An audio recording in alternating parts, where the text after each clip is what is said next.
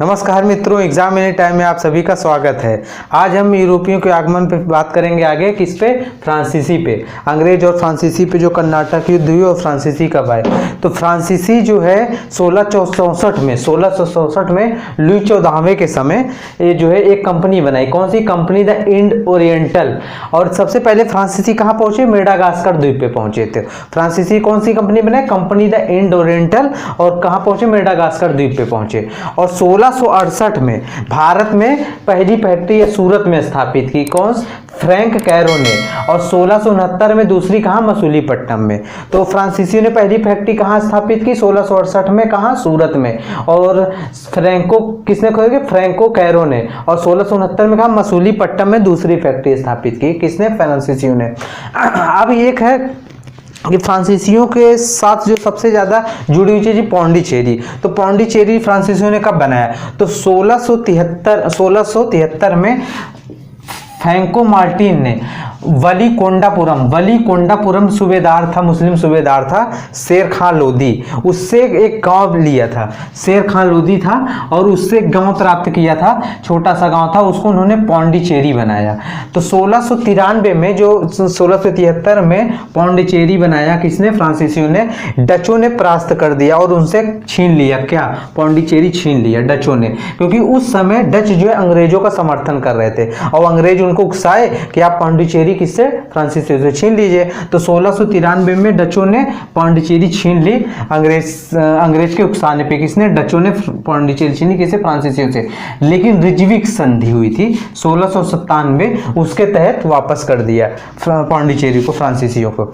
और जो पौंडीचेरी था ये फ्रांसीसियों के लिए बहुत ही इंपॉर्टेंट जगह था। तो क्या था? 1701 में पौंडीचेरी को जितने भी भारत के कोठी थे, वो या पूर्व के ही हम कहें जितने थे, सभी को अपना मुख्यालय बनाया फ्रांसीसियों ने। सभी को अपना मुख्यालय बनाया। कब? 1701 में। तो कब जो है 1701 में पौंडीचेरी को अपना मुख्यालय बनाया। किसका मुख्यालय?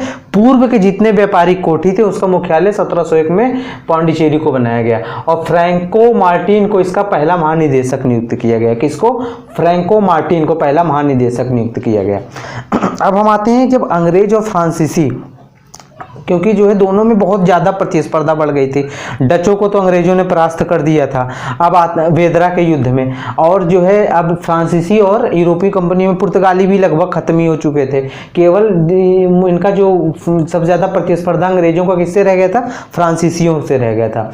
तो इसके वजह से तीन युद्ध हुए। कर्नाटक और हैदराबाद में उत्तराधिकारी को लेकर युद्ध हुए। तो उसमें हैदराबाद में किसी को जो है फ्रांसीसियों ने सपोर्ट किया और अंग्रेजों ने दूसरे को सपोर्ट किया। इसके कारण वो दोनों कंपनियां आमने सामने आ गई। जब दोनों आमने सामने आ गई तो पहले हुआ प्रथम कर्नाटक युद्ध। कब हुआ? 1746 और 48 में प्रथम कर्नाटक युद्ध हुआ। लेकिन इसका तत्कालीन कारण क्या था? अंग्रेजों ने कुछ फ्रांसीसी जहाज को पकड़ लिया था और ऑस्ट्रिया में उत्तराधिकार को लेकर युद्ध हुआ था। तो अंग्रेजों ने जब जहाज को पकड़ लिया तो फ्रांसीसी जो डुप्ले था गवर्नर वहां का, उसने मद्रास पे अधिकार कर लिया। और मद्रास पे अधिकार कर लिया तो एक सेंटोथोम का युद्ध हुआ। इसमें जो है फ्रांसीसी कैप्टन पैराडाइज जो था वो अनवरुद्दीन, जो कर्नाटक का उत्तराधिकारी बनने वाला था, उसको हरा दिया। और फिर इसके बाद ए ला सापले की संधि हुई और इसके तहत जो फ्रांसीसी ने मद्रास पर कब्जा किया था और अंग्रेजों को वापस कर दिया। और उत्तरी अमेरिका में जो कुछ जगह उनको दिया गया था, अमेरिका में इसको दे दिया गया था, इनको फ्रांसीसियों को। तो इन दोनों में संधि हो गई, ए ला सापले की संधि हुई। इसके तहत मतलब 1748 का प्रथम कर्नाटक युद्ध थम गया। अब इसके बाद लेकिन ये अस्थायी नहीं रहा। इस 1749 में फिर युद्ध शुरू हो गया कर्नाटक का। इसको हम द्वितीय युद्ध कहते हैं। इसमें क्या हुआ? इसके अंदर है अंबूर का युद्ध। इसमें मुजफ्फर जंग जो था और चंदा साहेब और डुप्ले फ्रांसीसी सेना का, इसने कर्नाटक के अनवरुद्दीन को हराकर मार डाला। इसके बाद डुप्ले की जगह गोडहू गवर्नर बना। क्या हुआ, डुप्ले की जो है, डुप्ले ने सबसे पहले संधि स्थापित की, जैसे कि आप राजाओं से, स्थानीय राजाओं से, नवाबों से संधि करके आप हमारी सेना रखिए, मैं आपको मदद करूंगा, लेकिन आप विदेशों से और किसी यूरोपीय शक्तियों से आप मदद नहीं लेंगे। तो ये सबसे पहले डुप्ले ने स्टार्ट किया था। उसके बाद आपका जो है वेलजेली उलजेनी ने स्टार्ट किया था। तो इसकी डुप्ले के इस नीति से जो है फ्रांसीसी सरकार बहुत तंग आ गई थी और उसने डुप्ले को बुला लिया और उसकी जगह गोडहू को गवर्नर बनाया। लेकिन ये गोडहू उतना नहीं था, यही फ्रांसीसी ने सबसे बड़ी गलती की थी। अगर डुप्ले को ना बुलाया होता तो शायद अंग्रेजों की जगह फ्रांसीसी भारत पे राज्य करते, पर उन्होंने डुप्ले को बना लिया तो गोडहू आया। ये उतना दूरदृष्टि नहीं था, इसने पौंडीचेरी की संधि कर ली 1755 में और कर्नाटक का द्वितीय युद्ध को विराम दे दिया गया। अब आता है इसके बाद, लेकिन अस्थायी विराम ये भी था। इसके बाद 1756 में कर्नाटक का तृतीय युद्ध आरंभ हो गया। इसको मतलब फिर से उन दोनों में आपने सामने आ गए, इसको हम कर्नाटक का तृतीय युद्ध कह दिए। उसका कर्नाटक के युद्ध का तीसरा पार्ट हो गया।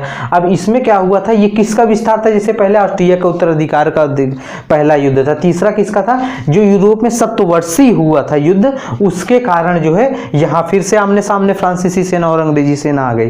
तो जब इस बार आमने सामने आई तो वांडी वांस में 22 जनवरी 1760 को वांडी वांस के युद्ध में अंग्रेजों ने फ्रांसीसियों का एकदम से उनकी शक्ति का विनाश कर दिया और उनका अंत कर दिया। अब फ्रांसीसी जो है लड़ने लायक नहीं थे और उनसे कहा कि आप यहाँ सैन्य बस केवल आप व्यापार कर सकते हैं, आप यहाँ सैन्य सुरक्षा की कोई ऐसी चीज़ नहीं रह सकते और ना आप किलेबंदी कर सकते हैं। और इस युद्ध में जो अंग्रेजों का प्रतिनिधित्व करता कौन था? आयर कूट था और फ्रांसीसियों का काउंट लाली था, ये फ्रांसीसियों का।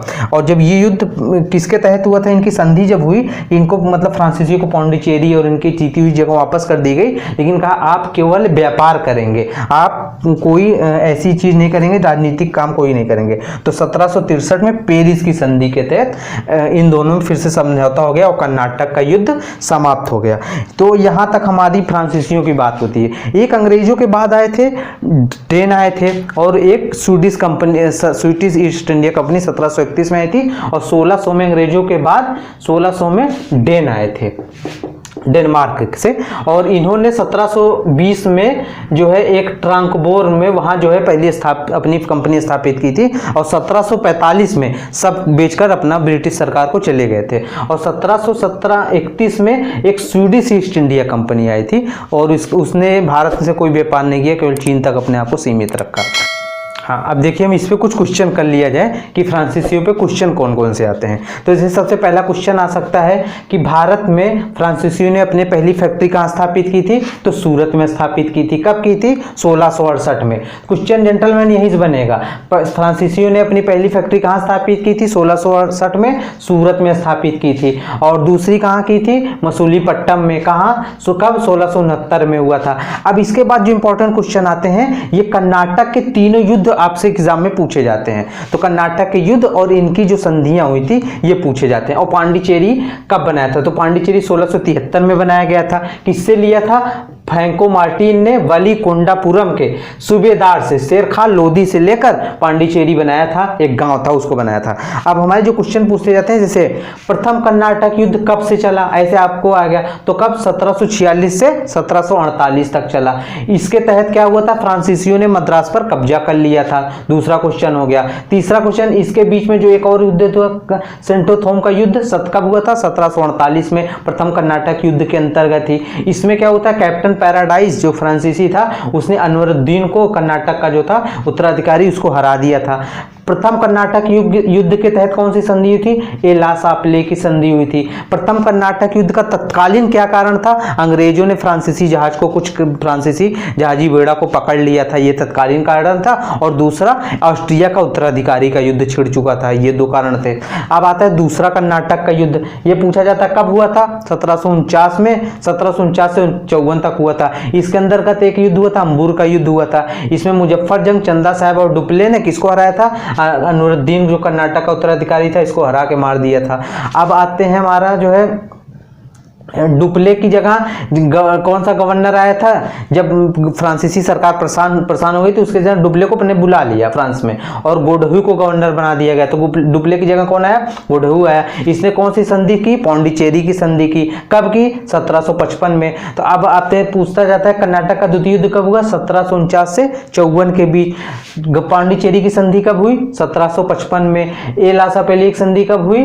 1748 में। कर्नाटक का अब आता है तृतीय युद्ध 1756 से 1763 तक। 1763 में क्या हुआ था? पेरिस की संधि थी। तो 1756 में यूरोप में सप्तवर्षीय युद्ध स्टार्ट हुआ था, ये तत्कालीन कारण था। अब तृतीय युद्ध में क्या हुआ था? वांडी वांस के युद्ध में 22 जनवरी कब हुआ था? 1760 को। ये पूछा जाता है वांडी वांस का युद्ध कब हुआ था? 22 जनवरी 1760 को। किसके किसके बीच हुआ था? अंग्रेजी और फ्रांसीसियों के बीच हुआ था। और क्या हुआ था? परिणाम क्या हुआ था? फ्रांसीसी हार गए थे, उनकी शक्ति को समाप्त कर दिया गया था। और फ्रांसीसियों का नेतृत्व कौन कर रहा था? काउंट लाली ने किया था। और अंग्रेजों का एयरकूट ने किया था। उसके बाद पेरिस की संधि हो गई। तो फ्रांसीसियों से बस इतने क्वेश्चन जेंटलमैन पूछा जाता है। और आप हमारे वीडियो पे लास्ट तक बने रहें, इसके लिए धन्यवाद। नमस्कार।